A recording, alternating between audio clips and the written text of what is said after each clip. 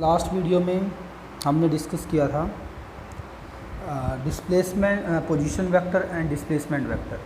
और वेक्टर्स की कुछ प्रॉपर्टी हम यहाँ पे स्टडी करेंगे। तो सबसे पहले हमारे पास आता है multiplication of a vector by a real number. Multiplication of a vector by a real number, meaning vector की हम मल्टीप्लाई करेंगे किसी रियल नंबर के साथ। अब रियल नंबर आपको पता ही है, हम मान लेते हैं n कोई रियल नंबर है यहाँ पे, और वेक्टर a की मल्टीप्लाई हमें a वेक्टर गिवन है और इसकी मल्टीप्लाई किसी रियल नंबर के साथ करते हैं तो हमारा रिज़ल्ट ये आएगा n इंटू ए। तो मीनिंग क्या है, मल्टीप्लाई करने से इफ़ेक्ट किस पे पड़ा है? क्या कोई डायरेक्शन पे इफ़ेक्ट पड़ा है? डायरेक्शन पे इफ़ेक्ट तब पड़ेगा अगर n जो है वो एक नेगेटिव रियल नंबर होगा। मीनिंग रियल नंबर अगर नेगेटिव है तो डायरेक्शन जो है ए की रिजल्टेंट वेक्टर जो आएगा, मान लो मैं एक रिजल्टेंट वेक्टर निकालता हूँ, यहाँ से r से लिखता हूँ रिजल्टेंट को, ए वेक्टर को मैंने n कोई रियल नंबर है उससे मल्टीप्लाई किया है तो रिजल्टेंट वेक्टर जो आएगा n इंटू ए हो जाएगा। मीनिंग मैग्नीट्यूड जो है, magnitude of the resultant vector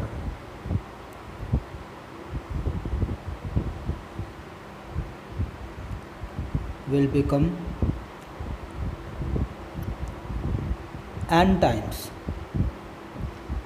n meaning जो नंबर की वैल्यू है, n times the magnitude of vector A. और डायरेक्शन की बात करें, if n is positive, n is a positive real number, meaning n अगर एक पॉजिटिव रियल नंबर है तो direction of r is same as that of vector a। But अगर n जो है, n क्या हो जाए, एक n is a negative number हो जाए, अगर n क्या हो जाए, एक नेगेटिव नंबर, तब क्या होगा, डायरेक्शन क्या हो जाएगी,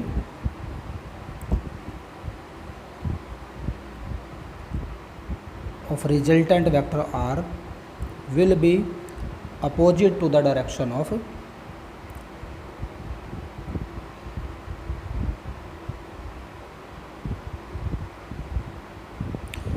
तो ये डायरेक्शन जो है ए की डायरेक्शन के बिल्कुल अपोजिट हो जाएगी। यानी कि मैं अगर नंबर से किसी से मल्टीप्लाई करता हूँ, सपोज करो मेरे पास एक वेक्टर गिवन है ए वेक्टर गिवन है और नंबर मेरा गिवन है 2, पॉजिटिव नंबर है, मैं ए को आर क्या आएगा, फिर आर कितना आएगा, 2 ए के इक्वल आएगा। मीनिंग यहाँ पे जो आर की जो वैल्यू आएगी ए से क्या हो जाएगी, ये मान लो ए वेक्टर, तो ये हमारी 2a हो जाएगी। बट अगर n जो है वो -2 गिवन है तब क्या होगा, अगर a मेरा ये कोई a वेक्टर गिवन है तो r की वैल्यू जो है r अपोजिट साइड में आएगा अब, और मैग्नीट्यूड इसका कितना रहेगा, 2a के इक्वल। तो इसको मैं फिर ऐसे रिप्रेजेंट करूँगा यहाँ पे नेगेटिव साइन लगा करके। तो ये रिजल्टेंट वेक्टर को हम शो कर सकते हैं, ये रिजल्टेंट वेक्टर के लिए है और ये भी हमने रिजल्टेंट वेक्टर के लिए शो किया है। मीनिंग अगर n एक पॉजिटिव नंबर है तो सिर्फ मैग्नीट्यूड n टाइम होगा रिजल्टेंट वेक्टर का, बट अगर n एक नेगेटिव नंबर है तो डायरेक्शन भी क्या हो जाएगी, अपोजिट हो जाएगी रिजल्टेंट वेक्टर की। अब हम करते हैं multiplication of a vector by scalar. Second point है multiplication of a vector by a scalar. Meaning अगर किसी वेक्टर की हम स्केलर से मल्टीप्लाई करते हैं तब क्या होगा, तो क्या फ़र्क पड़ेगा, मान लो ए कोई वेक्टर गिवन है और कोई स्केलर हमारे पास s गिवन है, तो रिजल्टेंट वेक्टर तो हमारे पास वेक्टर क्वांटिटी ही आएगी और वो सिर्फ कितनी आ जाएगी, स्केलर टाइम आ जाएगी किसका, a का, s इंटू ए हो जाएगी। तो इसकी जो r की जो यूनिट आएगी अब ए से डिफरेंट आएगी, आर की यूनिट क्या होगी, ए से डिफरेंट हो जाएगी। ठीक है, जैसे मैं एक एग्जांपल लेता हूँ, ए मान लो हमें गिवन है, ए गिवन है हमारे पास 100 न्यूटन गिवन है। जैसे ए को मैंने फोर्स मान लिया, फोर्स गिवन है 100 न्यूटन। और जबकि स्केलर क्वांटिटी जो गिवन है डिस्प्लेसमेंट, सॉरी डिस्टेंस, चलो कुछ और मान लेते हैं यहाँ पे, स्केलर क्वांटिटी टाइम ले लेते हैं। टाइम गिवन है हमारे पास 10 सेकंड का। टाइम स्केलर क्वांटिटी होते हैं, ये क्या है टाइम। मैं इसको टी से दिखा देता हूँ टाइम। तो हमें फाइंड आउट करना है यहाँ पे, अगर पावर फाइंड आउट करनी है, पावर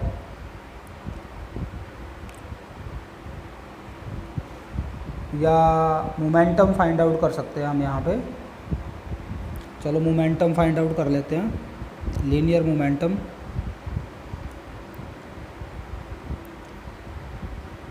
और लीनियर मोमेंटम फाइंड आउट करने के लिए हमें पता है जो फॉर्मूला बनता है मोमेंटम का, पी से लिखते हैं। पी जो आएगा हमारा फोर्स इंटू टाइम आता है, फोर्स इंटू टाइम। तो पी भी एक वेक्टर क्वांटिटी है, जबकि टी एक स्केलर क्वांटिटी है। तो ये हमारे पास आ जाएगी 100 न्यूटन इंटू 10 सेकेंड। तो ये बन जाएगा 1000 न्यूटन सेकेंड। तो मीनिंग यूनिट चेंज हो गई है यहाँ पे। जब भी स्केलर से मल्टीप्लाई करेंगे यूनिट क्या हो जाएगी, चेंज हो जाएगी। नेक्स्ट प्रॉपर्टी हम यहाँ पे करते हैं, तो vectors in same order and vector in opposite order. बड़ा इंपॉर्टेंट रोल है इसका, वेक्टर्स इन सेम ऑर्डर भी। मीनिंग दो वेक्टर हमें गिवन है कोई भी, वो सेम ऑर्डर में कब होंगे। एक वेक्टर मुझे ये ए गिवन है, मान लो ये कोई ए वेक्टर है, और दूसरा वेक्टर यहाँ पे मैंने दिखा दिया है बी वेक्टर। इनको हम सेम ऑर्डर में बोलेंगे, vectors A and B are in same order. कब, अगर वेक्टर ए का हेड वेक्टर बी की टेल के साथ कंसाइड करता है। अगर मान लो दो वेक्टर्स का, एक का हेड और दूसरे की टेल कंसाइड करती है एक पॉइंट पे, तो हम वेक्टर्स को बोलते हैं vectors are in same order. और दूसरी टर्म में vectors in opposite order. Opposite order में कब बोलेंगे वेक्टर्स को हम, अब मैं यहाँ रिप्रेजेंट करता हूँ। जैसे ये दो वेक्टर मैंने रिप्रेजेंट किया, एक वेक्टर ए और दूसरा वेक्टर बी। यानी कि दो वेक्टर्स का, अगर दो वेक्टर्स की टेल एक पॉइंट पे कंसाइड करती है, यहाँ पे इनकी टेल कंसाइड कर रही है, ऐसे ही अगर मैं इनको ऐसे रिप्रेजेंट करूँ, मीनिंग एक ही पॉइंट पे वेक्टर ए और वेक्टर बी दोनों का हेड कंसाइड करता हो, तो ऐसे केसेस में हम बोलते हैं vectors are in opposite order. अगर एक वेक्टर का हेड और दूसरे की टेल कंसाइड करते हैं तो वेक्टर होंगे सेम ऑर्डर में। और अगर किसी पॉइंट पे दो वेक्टर्स का या तो टेल या उनका हेड कंसाइड करता हो, तब हम वेक्टर्स को बोलते हैं vectors are in opposite order. Next जो केस है हमारे पास वेक्टर एडिशन का केस है। मीनिंग अगर हमें दो वेक्टर गिवन है, कोई भी दो वेक्टर, दो वेक्टर्स को हम इस तरह से ले सकते हैं कि दो वेक्टर्स में एक का हेड और दूसरे की टेल यहाँ पे कंसाइड करती हो, या फिर कुछ एंगल पे कंसाइड करते हो, ऐसे कुछ एंगल बनता हो। हम ऐसे भी ले सकते। पहले हम सिंपल केस कंसीडर करते हैं जब दो वेक्टर्स हमारे इस तरह से है, वेक्टर ए और वेक्टर बी। मीनिंग ए वेक्टर और बी वेक्टर जो है एक ही लाइन के अलोंग लिया हमने, इनकी डायरेक्शन सेम है। तो फर्स्ट केस लेते हैं when the two vectors acting in the same direction.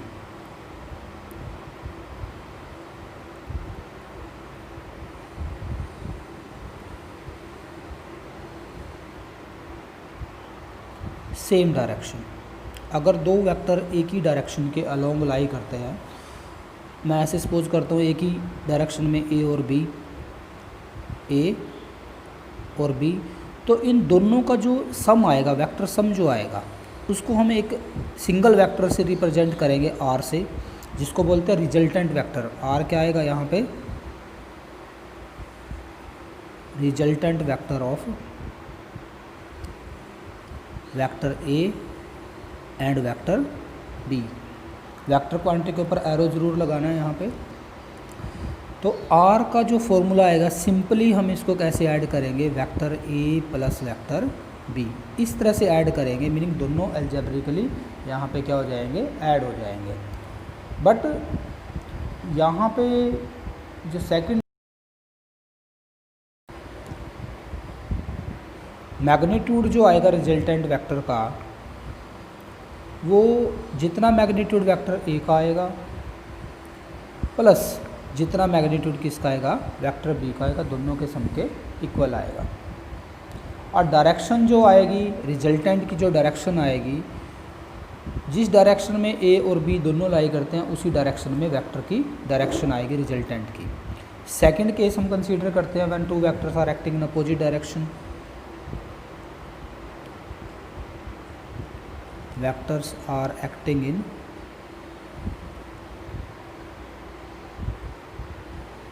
Opposite direction.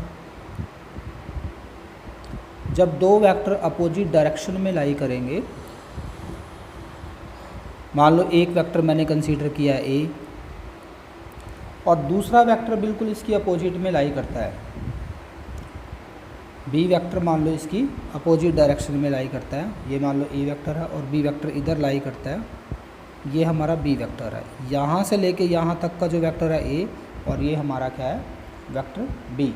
तो रिजल्टेंट को हम कैसे रिप्रेजेंट करेंगे, तो रिजल्टेंट जो आएगा हमारा, दिस रिजल्टेंट, हम सिंपली ए जो ज़्यादा वेक्टर है उसको हमने पॉजिटिव ले लिया और बी की डायरेक्शन क्योंकि अपोजिट है इसलिए डायरेक्शन के लिए क्या लगा देंगे, माइनस लगा देंगे। यहाँ पे माइनस ऑफ क्या लिखेंगे, बी लिखेंगे।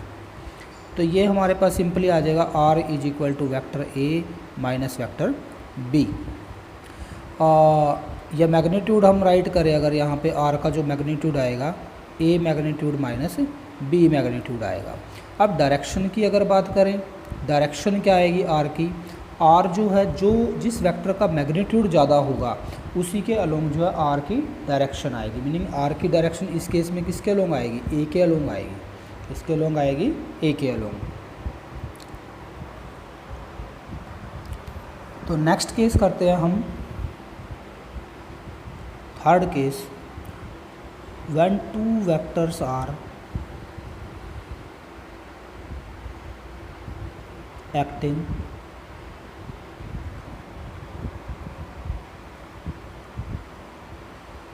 at some angle। अगर दो वेक्टर कुछ एंगल पे एक दूसरे के साथ एक्ट करते हैं, मीनिंग एक वेक्टर मैंने कंसीडर किया ए और दूसरा वेक्टर बी, उसकी डायरेक्शन है कुछ ना कुछ ए वेक्टर के साथ। मीनिंग अगर मैं इसको ऐसे रिप्रेजेंट करता हूँ ए और दूसरा वेक्टर मैंने यहाँ पे रिप्रेजेंट कर दिया है बी, और दोनों की डायरेक्शन के बीच में कुछ ना कुछ क्या है, एंगल। तो यहाँ पे हमारे पास दो केस आते हैं। इसको सोल्व करने के लिए हम तो तीन स्पेशल लॉज का यूज़ करते हैं इस तरह के क्वेश्चंस को सोल्व करने के लिए। या दो वेक्टर ऐसे भी हो सकते हैं, एक वेक्टर ए और दूसरा वेक्टर यहाँ पे आ जाए बी, ऐसे भी हो सकता है। वेक्टर सेम ऑर्डर में भी हो सकते हैं, वेक्टर अपोजिट ऑर्डर में भी हो सकते हैं। या दो से ज़्यादा अगर वेक्टर हो, दो से ज़्यादा वेक्टर हमने ऐसे ले लिया, वेक्टर ए, वेक्टर बी और अनदर वेक्टर जो है हमारे पास सी।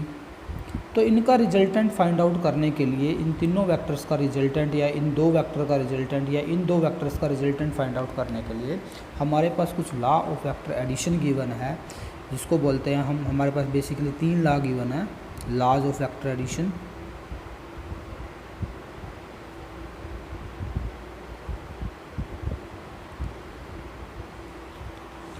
फर्स्ट जो है हमारे पास ट्राइंगल लॉ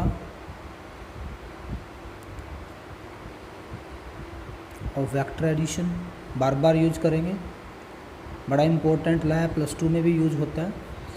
सेकंड जो है हमारे पास parallelogram law of vector addition,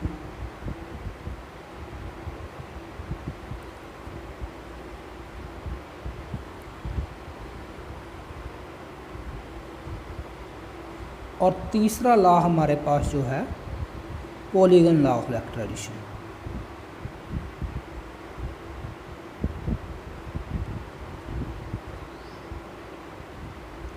तीन लॉ बेसिकली हमारे पास है जिनका हम यूज करेंगे, ट्राइंगल लॉ, पैरेललोग्राम लॉ और polygon law of vector addition. तो सबसे पहले करते हैं हम triangle law of vector addition.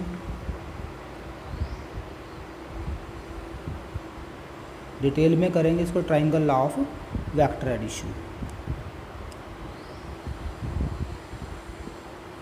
अब देखो triangle law of vector addition कब हम अप्लाई करते हैं, किस लिए करते हैं, to find out the resultant of two given vectors. Meaning अगर दो वेक्टर्स हमें इस तरह से गिवन है, वेक्टर ए और वेक्टर बी, जो मैंने फर्स्ट केस लिया था, और दोनों के डायरेक्शन के बीच में कुछ ना कुछ एंगल है, तो हम इनका रिजल्टेंट फाइंड आउट करने के लिए किसका यूज़ करेंगे, ट्राइंगल लॉ का। जब ट्राइंगल लॉ का यूज़ करेंगे तो हमें एक ट्राइंगल बनानी है, इनसे हम एक ट्राइंगल क्रिएट करेंगे। मान लो वेक्टर ए को हमने रिप्रेजेंट कर दिया है और वेक्टर बी को हमने इस तरह से रिप्रेजेंट किया है कि बी की डायरेक्शन और वेक्टर ए जो है उसका मैग्नीट्यूड और उसकी डायरेक्शन हम ट्राइंगल की दो साइड से हम इनको शो करेंगे, taken in same order. Same order में लेना, देखो एक का हेड आ गया और बी का क्या आ गया, यहाँ पे टेल आ गई है। तो मीनिंग और रिजल्टेंट जो आएगा इनका, ये जो थर्ड वेक्टर जो आएगा सी, जो इन दोनों वेक्टर्स के साथ अपोजिट ऑर्डर में है, किस में है, अपोजिट ऑर्डर। सी की जगह मैं आर लिख देता हूँ इसको, चलो आर से दिखाते हैं रिजल्टेंट को। आर जो ए के साथ भी अपोजिट में है और बी के साथ भी किस में है, अपोजिट में। और किससे शो किया हमने, ट्राइंगल की थर्ड साइड से इसको शो किया है।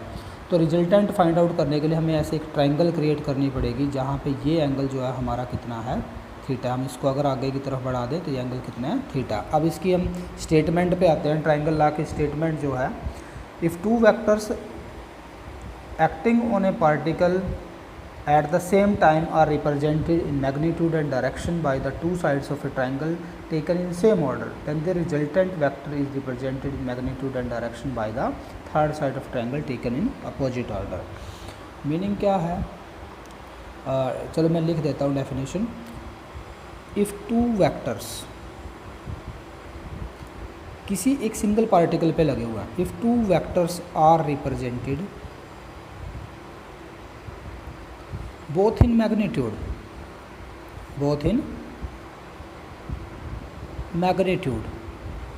and direction are represented, if two vectors are represented both in magnitude and direction by the two sides of a triangle taken in same order, same order. Meaning हमने दो जो vectors लिए जो एक सिंगल पार्टिकल पे act कर रहे हैं, ए और बी, अगर हम इनको ट्राइंगल की दो साइड से दिखाते हैं, इनका मैग्नीट्यूड भी और इनकी डायरेक्शन, देखो जैसे ए की डायरेक्शन दिखाई है वो ए की डायरेक्शन मैंने इस साइड से दिखा दी है, बी की डायरेक्शन यहाँ पे सेम बी की डायरेक्शन ऐसे दिखा दी है, और ट्राइंगल की दो साइड से किस ऑर्डर में लेकर रिप्रेजेंट किया, इनको सेम ऑर्डर में। तो इनका जो रिजल्टेंट आएगा वो थर्ड साइड देगी हमें, टेकन इन अपोजिट ऑर्डर। तो रिजल्टेंट का मैग्नीट्यूड भी और उसकी डायरेक्शन भी हमें कौन देगा, मैग्नीट्यूड और डायरेक्शन दोनों कौन देगी हमें, third side of the triangle taken in opposite order.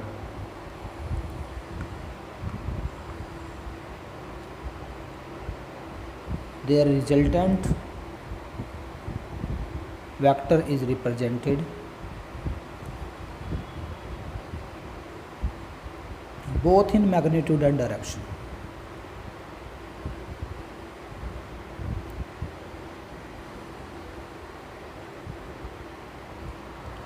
by the third side of triangle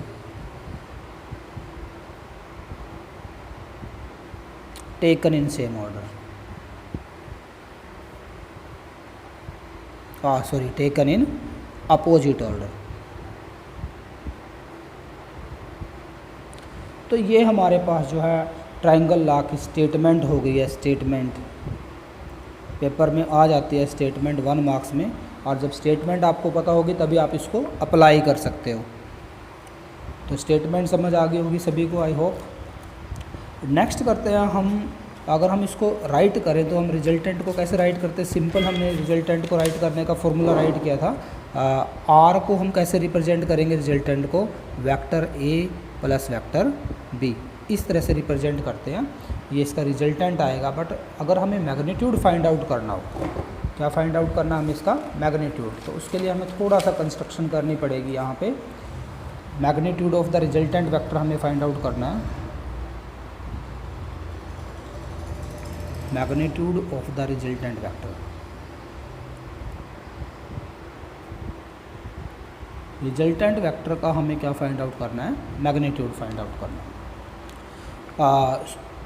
थोड़ी कंस्ट्रक्शन करेंगे वेक्टर ए, और यहाँ हमने रिप्रेजेंट किया वेक्टर बी को, और दोनों के बीच में इस वेक्टर को थोड़ा सा आगे, इसकी डायरेक्शन को आगे की तरफ इंक्रीज बढ़ा देते हैं इसको, और यहाँ एंगल मान लो थीटा। हम ये सपोज करके चलते हैं ए और बी वेक्टर जो है they are inclined at some angle theta with each other. Perpendicular draw करेंगे, एक नाम रख देते हैं पॉइंट्स का डिफरेंट, ये P रख देता हूँ मैं, इस पॉइंट का नाम Q रख देता हूँ, इस पॉइंट का नाम S रख देते हैं, और इस पॉइंट का नाम T रख देते हैं। आप कुछ भी नाम कंसीडर कर सकते हो। यहाँ से हमें एक परपेंडिकुलर ड्रॉ करना है, ठीक है। और ये जो है हमारी ये थर्ड साइड जो है यहाँ पे रिप्रेजेंट कर देंगे। तो सिंपल हमें यूज करना है, किसका यूज करेंगे हम, सिंपल यूज करना है पाइथागोरस थ्योरम आप लगा सकते हो रिजल्टेंट फाइंड आउट करने के लिए। तो पाइथागोरस थ्योरम का यूज करके हम जो है इसका क्या फाइंड आउट कर सकते हैं, रिजल्टेंट हम जो है इसका फाइंड आउट कर सकते हैं। तो जो रिजल्टेंट आएगा आर जो आएगा, इसका जो मैग्नीट्यूड आएगा, देखो मॉडुलस से मैग्नीट्यूड को रिप्रेजेंट करते हैं, वो कितना आएगा यहाँ पे। आर का मीनिंग क्या, आर यहाँ पे पी एस के इक्वल है, पी एस। और पी एस निकालने के लिए जो राइट ट्राइंगल बनी हुई है हमारे पास, ये जो राइट ट्राइंगल बनी है, इसमें से हम फाइंड आउट करेंगे, क्या निकालेंगे यहाँ से, रिजल्टेंट फाइंड आउट करेंगे राइट ट्राइंगल से।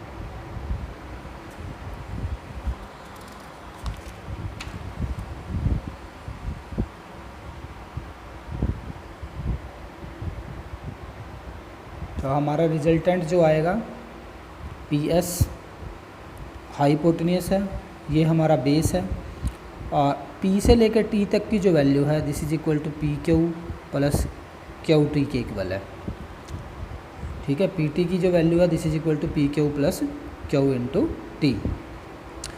और हमें पी क्यू की वैल्यू और क्यू टी की वैल्यू निकालनी पड़ेगी। यहाँ पे पी क्यू की वैल्यू तो हमें पता है, P से लेकर क्यू तक की जो वैल्यू है ये किसके इक्वल है, ए के इक्वल है।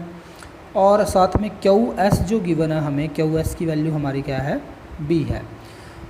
हमें जो है क्यू टी की वैल्यू निकालनी पड़ेगी। यहाँ पे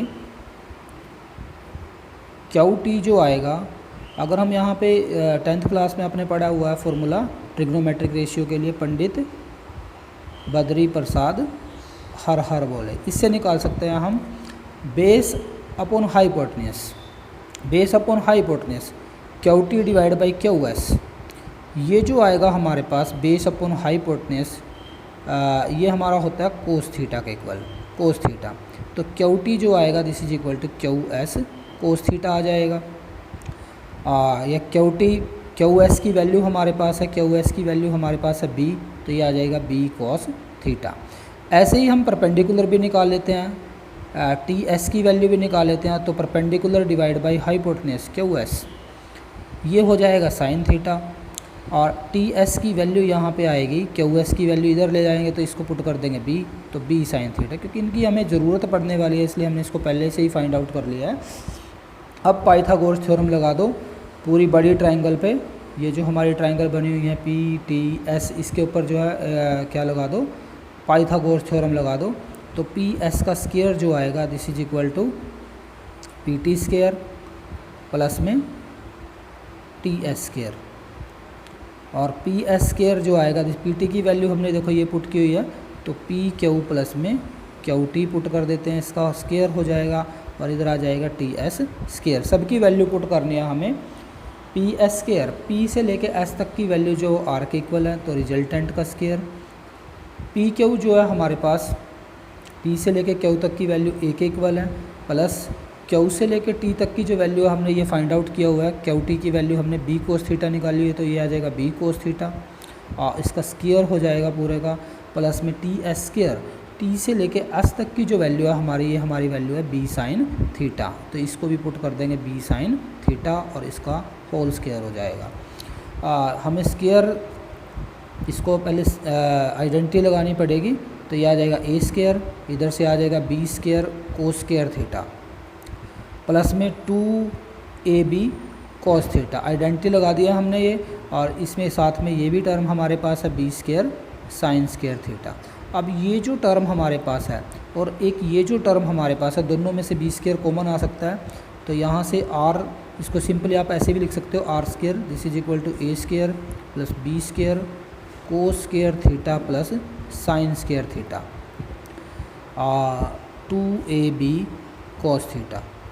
तो यहाँ से जो ये जो फैक्टर है ये आइडेंटिटी बन जाएगी, this is equal to 1, then R square is equal to A square plus B square plus 2ab cos theta. और आर की जो वैल्यू आएगी यहाँ से सिंपल मैथमेटिक्स यूज़ किया है हमने, A square plus B square plus 2ab cos theta आ जाएगी। तो ये हम रिजल्टेंट का मैग्नीट्यूड फाइंड आउट कर सकते हैं, this is the magnitude of resultant vector.